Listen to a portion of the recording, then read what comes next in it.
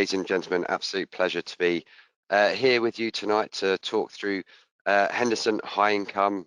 It's an investment trust that I've been manager of or involved in since 2012, and it's an investment trust that predominantly invests in UK listed companies, both their equities and their bonds as well, but it's to deliver a high level of income, but also the prospects for capital growth. And I suppose in a world that we live in terms of low interest rate, low bond yields, actually managing a trust that delivers such a high income, currently yielding 6%, I think is quite a topical subject, really.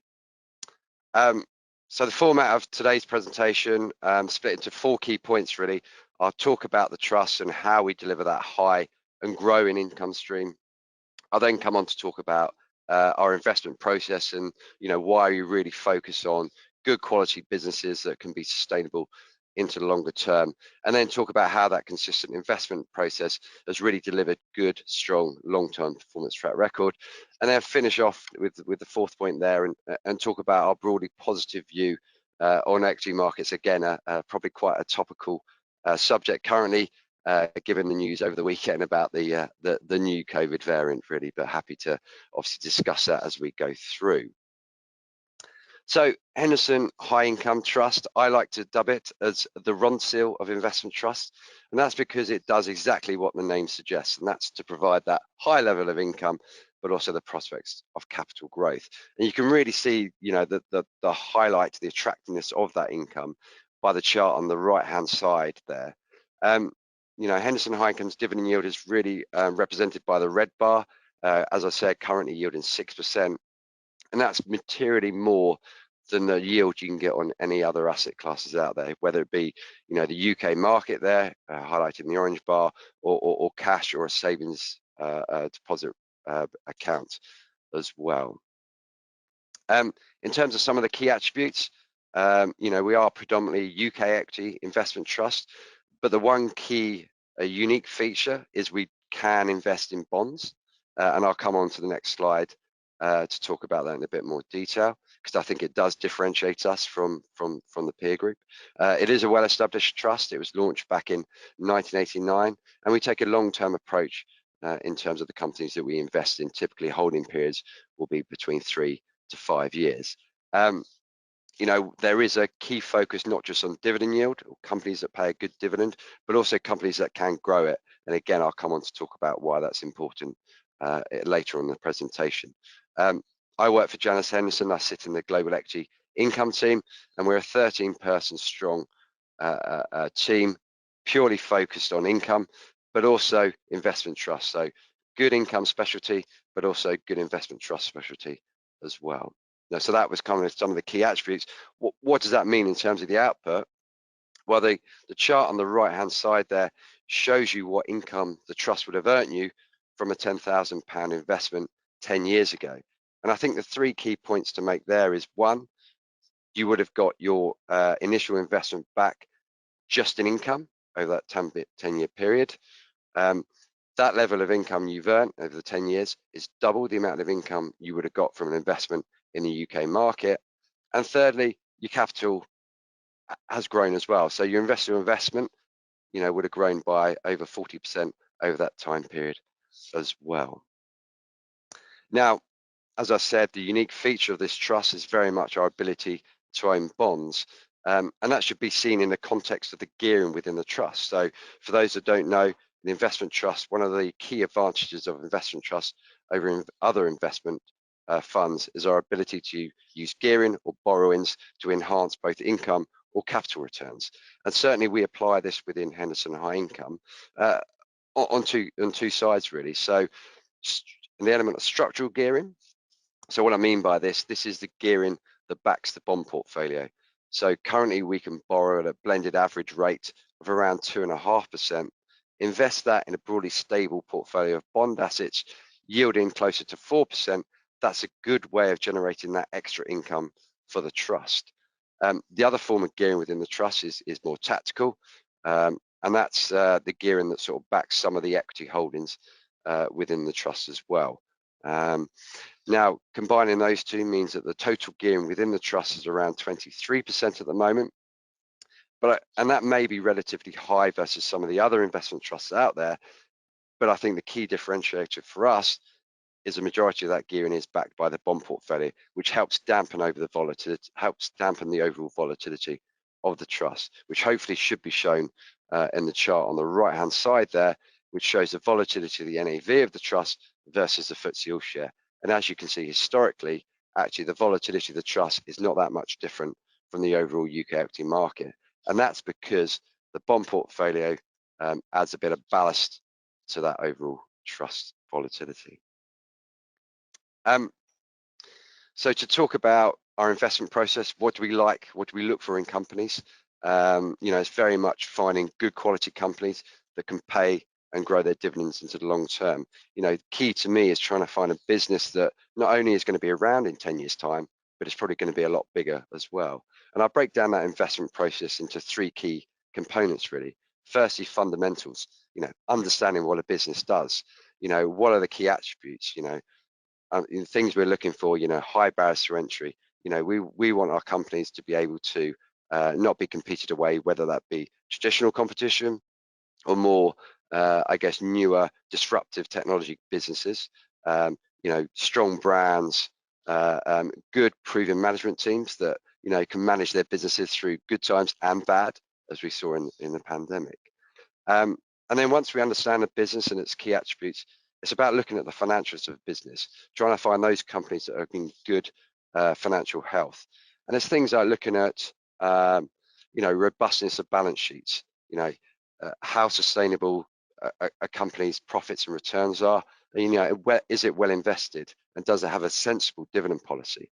As income fund manager, we don't just want everything paid as a dividend. We want them to invest in their business so they can grow, and that cash flow, that dividend, can therefore grow into the longer term as well. And then thirdly, it's about valuation, which really underpins the whole process. It's all very well finding a good quality company with good or improving financial health, but if it's already in the price and your capital appreciation is more limited, it's about finding good quality companies with good or improving financials, but always at the right price. And I think it's always key for me to do it in that order. I think when you start with valuation, then it can start to compromise some of your work you do on fundamentals and financials, and actually you can get suckered in to maybe focus on a company valuation, whether it be cheap, etc., and that can lull you into some areas of the market which can be considered sort of value traps. And actually the charts on the next slide really does highlight the importance of avoiding that. So the chart on the left hand side there kind of shows you the dividend sustainability of companies at various different levels of dividend yield. So what the black bars show you is the dividend yield a company pays that you were expecting versus the orange bar that shows you what you actually earn. And as you can see, the higher the dividend yield, i.e. the further up to the right of the chart you go, actually the less likely you are to actually earn that dividend. And what we find is companies that yield between 2 and 4 to 6% actually you're more likely to receive that income. And the further up the right, as I said, the less likely you are to get that income. When you look to the chart on the right hand side there, just shows you where you get those best returns. It's very much again in that 2 to 4% dividend range, or the 4 to 6% range as well. So I kind of call it the sweet spot of income investing, picking companies that typically yield between 2 and 6% range. And actually it comes back to the whole structure of the trust. Having our ability to utilize gearing to own bonds means that actually I can be in that blue circle when I look for the companies. I don't have to push up the risk curve and chase high yielding areas of the market, which A, dividends are unsustainable, and B, they give you very limited total returns. So I think again that sort of plays into the advantage of the investment trust like high income. And that's a consistent investment approach that we've had for many years, and it has delivered good, strong long-term returns. As you can see on the chart on this slide, both in absolute terms, so in terms of absolute performance, but also relative to the benchmark there. So where we've outperformed both in the shorter term and the longer term as well. So the fourth area I wanted to cover was kind of the equity market and what our outlook is. And I kind of pitch it as a broadly positive view on equity markets. I think I dub it sort of Goldilocks and the three bears. Goldilocks being our central view, so one being demand stays strong. So clearly, as economies are opening, as those savings ratios have been increasing through the pandemic, consumers' willingness to get out there and start spending, I think means that actually your revenue growth for underlying companies is pretty strong. The second part of that is, supply disruptions do ease. We are seeing lots of supply disruptions caused by the pandemic. I think as we go through into next year, a lot of that disruption will likely ease. It means some of those really high levels of inflation we're seeing will again come off. Now, we can debate whether it's going to be, whether that inflation comes down to the level we've seen over the last sort of 5 years or so. I think it doesn't. I think it's going to be slightly higher, but I don't think it's going to be at the levels we're seeing currently. And those two combined means that actually global economic growth is likely to be robust, which should translate into good, solid earnings growth.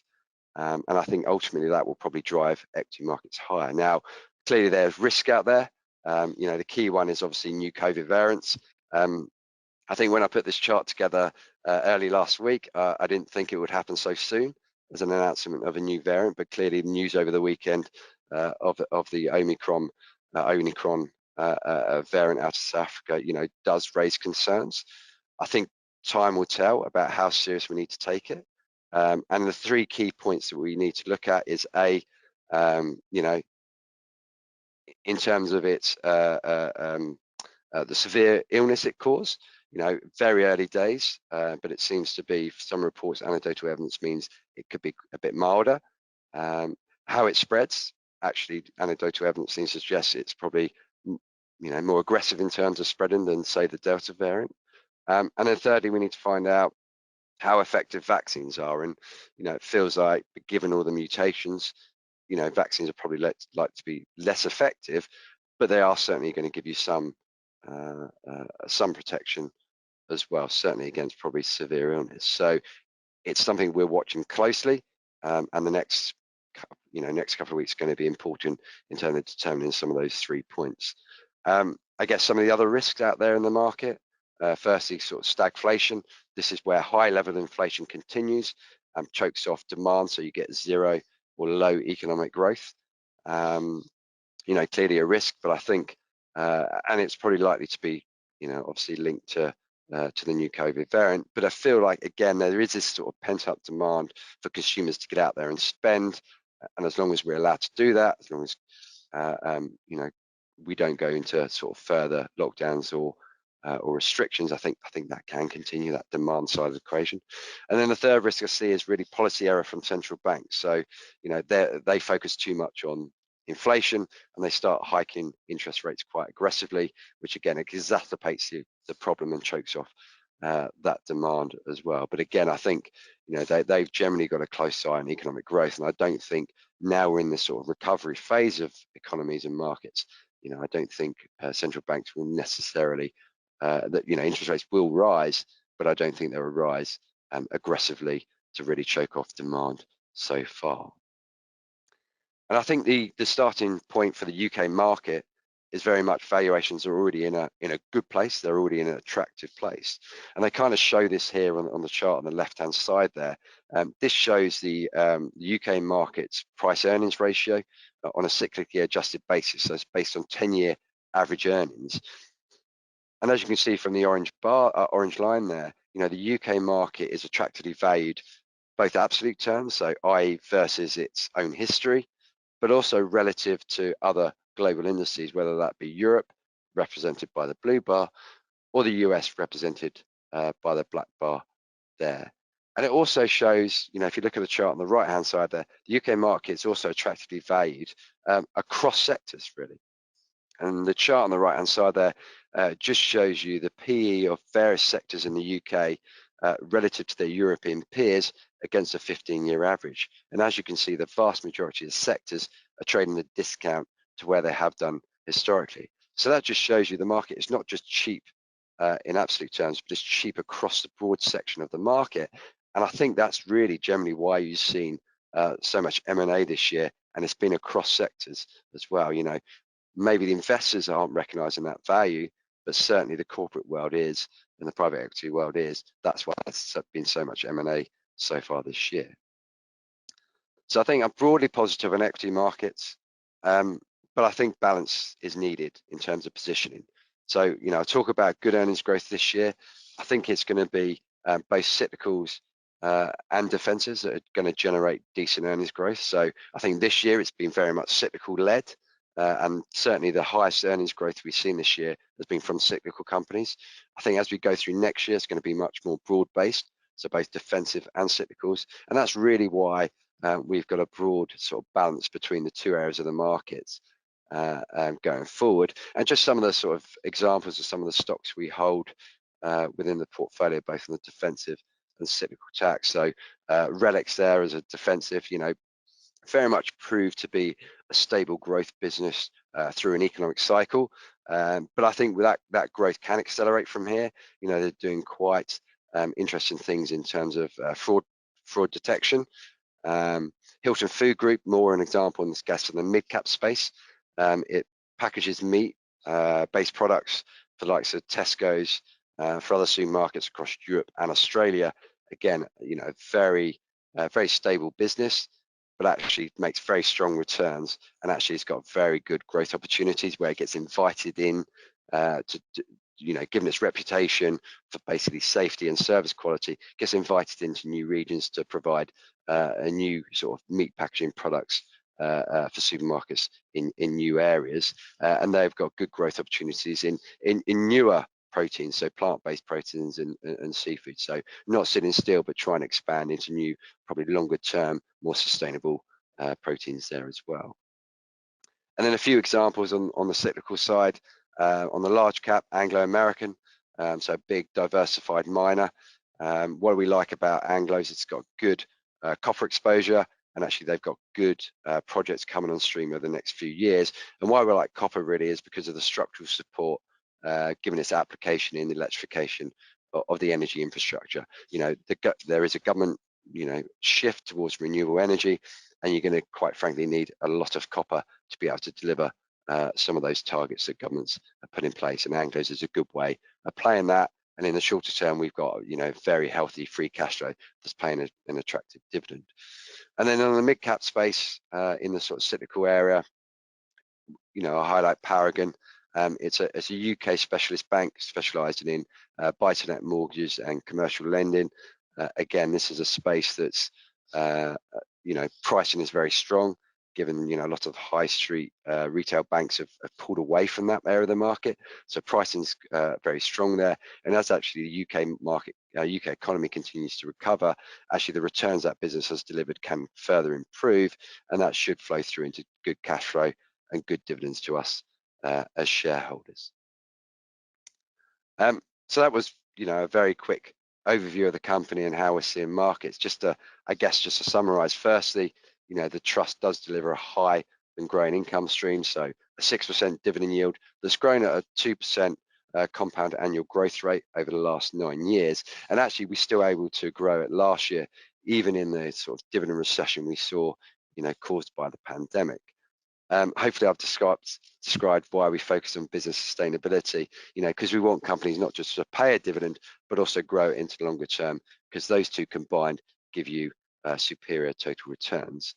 And that consistent investment approach has really delivered good, strong, long-term performance track record, just shy of a 10% annualized NAV total return over the last 10 years. And hopefully I've given you an overview of why we're broadly positive on equity markets from here, but the key is for me to very much be balanced in terms of that positioning. But obviously, thank you very much for listening. Lovely, David. Thank you very much indeed. I'll get the questions up. First up, given that interest rates are likely to be higher in 2022, how will this affect your bond allocation? Yeah, I think we've over the years, we've over the last few years, shall we say, I think we've recognised where yields have got to. And certainly if you look at, the trust back in 2019, I think we were about 20% in bonds. That's come down to as low as 10% currently. So I think we recognise where where bond yields are and where credit spreads are. So yes, interest rates are going up. Bonds aren't as attractive on a yield basis, hence why we brought the positioning down. I think it's still worth having some, because as we found last year, having some diversification away from the equity market in terms of income generation, I think that's still a valid to have something there. But certainly it is the lowest it's been for quite some time, that allocation. The next question, what percentage, you mentioned it's mostly UK, what percentage is ex-UK? Yeah, so we're around about 17% overseas, and that's both in the equity part and the bond division, and we can go up to about 30. And what markets are they in principally? That's 17%. Yeah, so it's across Europe and US.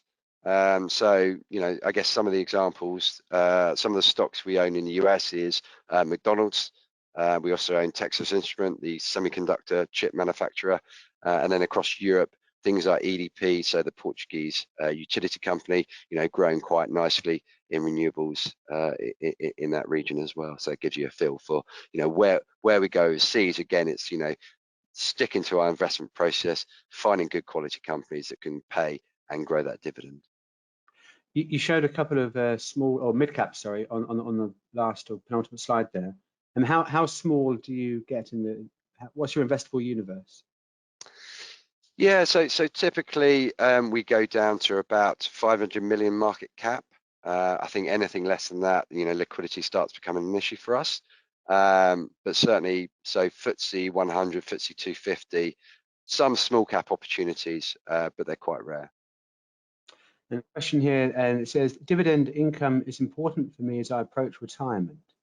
How would a fall in the share price of the trust, perhaps in response to a market correction, affect the dividend yield?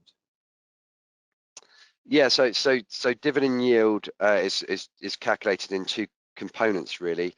The dividend we pay divided by the share price. So as long as your dividend is remaining stable, if the share price falls, your actual dividend yield will go up, but actually the payment that you will receive on a quarterly basis won't change. And can you talk about portfolio turnover? We've had COVID. Did that affect the companies that you held? Have you sold much in the last 18 months, or has there been stability in the portfolio?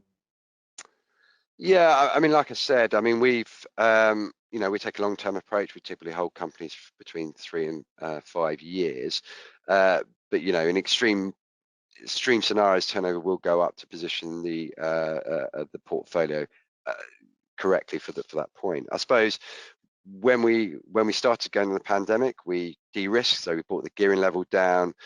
We sold some of our more cyclical businesses and started buying more into some more defensive areas of the market. I think as we got the news late last year about vaccines, we started to reverse that, put a bit more gearing to work, more into cyclical businesses, etc. So we will always have a balance between sort of defensive and cyclicals, but depending where we are in the cycle, we will flex that to certain degrees. And we're not going to sit on our hands and just stick with companies we don't think is right for the current environment. But typically, we are long-term investors. And a couple of questions here to further interrogate you, David. Firstly, could you talk about the charges, the fund charges? And secondly, do you invest in the trust? Do you own any shares? Yeah, so charges. So the management fee is 50 basis points, and the total expense ratio as of the end of last year, off the top of my head, was 90 basis points. If you go on the trust website, obviously the annual report will have it. I think it's 90, but it could be 85 to 90. Do I invest in the trust? Yes, I do. My wife does, my daughters do, and my mother-in-law does, which is quite scary sometimes when she has a go at me. A few companies I own. Final question from us then. We always get asked questions about ESG considerations for investment funds and trusts, and it seems quite challenging for funds that are mostly UK income due to the composition of our stock market. Can you talk about your ESG philosophy or your approach in general, or is that a factor for you? Yeah, I mean, ESG is critically important, and it's really integrated into the investment process. It's part of that fundamental analysis. Making sure that the companies we invest in, are taking ESG seriously. Now, this is not a trust that necessarily blocks any company from the investment because they operate in contentious industries. I think it's one where we engage with companies. If we see a company, I guess take Royal Dutch Shell, an oil and gas company, we want to be making sure they're doing the right things in the short term in terms of having the right safety and policies and processes in to make sure there aren't any a failure in their operations that really hurt them financially or hurt them reputationally, or whether there's any regulatory backlash, but also longer term, making sure they are investing in the right areas of the market to remain sustainable in the longer term. So, Royal Dutch Shell, they're investing $2 billion a year into renewable energies. Yes, they're still very much dominated by oil and gas, but effectively they are investing to make sure they're positioned for that transition in energy. Now, if we engage with companies and they're not doing the right things, then for us that's the time to divest. But certainly it's not an area where we definitely say no just because it's in those areas. And you've got to take other factors into consideration as well about what they're doing, what the valuation is, etc. Hopefully that gives you a bit of a feel there. Lovely, David. Thank you very much indeed. Thank you for presenting tonight. Pleasure. Thank you very much.